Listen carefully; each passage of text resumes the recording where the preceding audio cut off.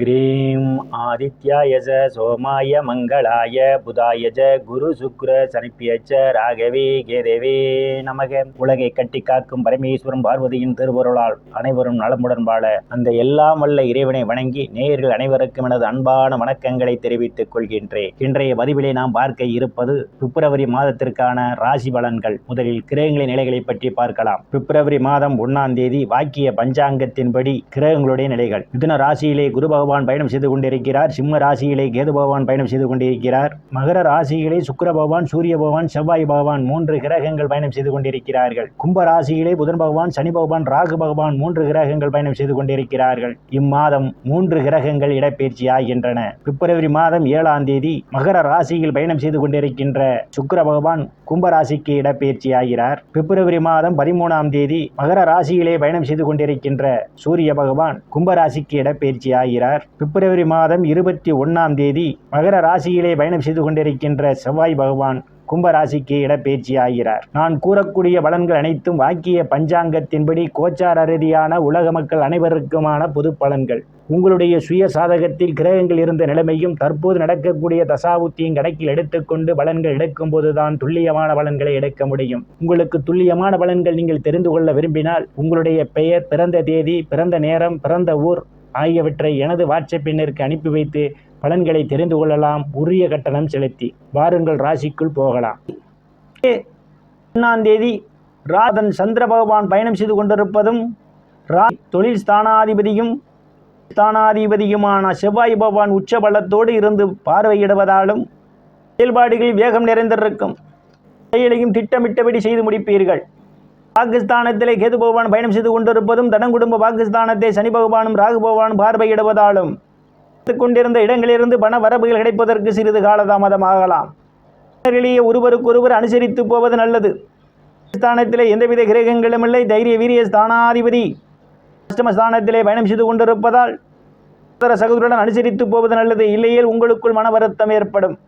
இதில் எந்தவித கிரகங்களும் இல்லை. சுகஸ்தானத்தை குரு பகவான் பார்வையிடுவதால் தாயினுடைய அன்பும் ஆதரவும் நிறைந்திருக்கும். தாயார் உங்களுக்கு பக்க பலமாக இருப்பார்.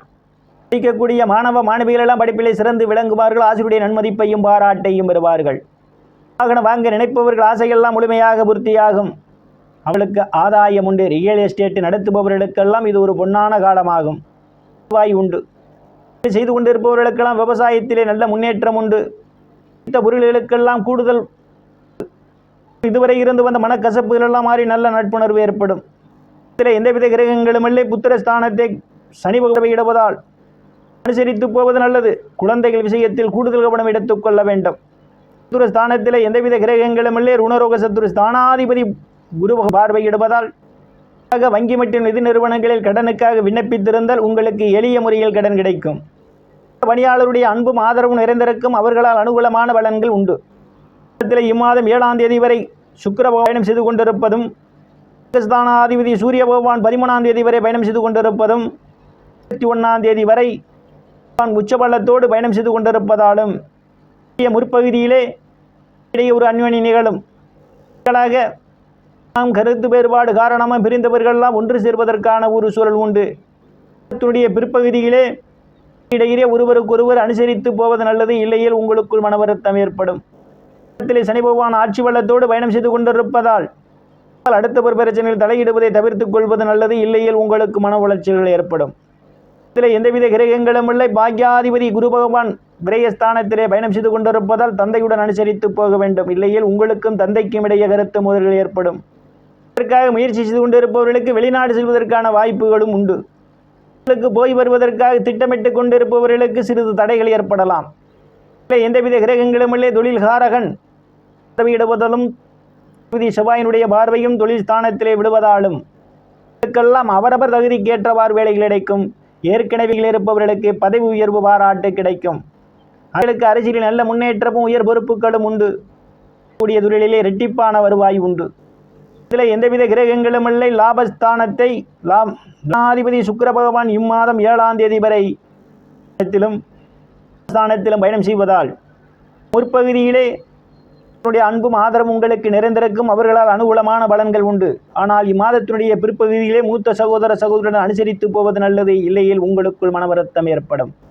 உங்களுக்கு பக்க பலமாக இருப்பார்கள். குரு பகவான் பயணம் செய்து கொண்டிருப்பதால் சிலருக்கு சுப செலவுகள் ஏற்படும். வெளிநாடுக்காக முயற்சி செய்து கொண்டிருப்பவர்களுக்கு வெளிநாடு செல்வதற்கான வாய்ப்புகளும் உண்டு. திருவருளால் அனைத்து செல்வச் செழிப்பும் பெற்று சிறப்புடன் வாழ அந்த இறைவனை வணங்கி நேயர்களை மீண்டும் அடுத்த பதிவில் சந்திக்கும் வரை விடைபெறுவது ஜோதிடர். நன்றி, வணக்கம்.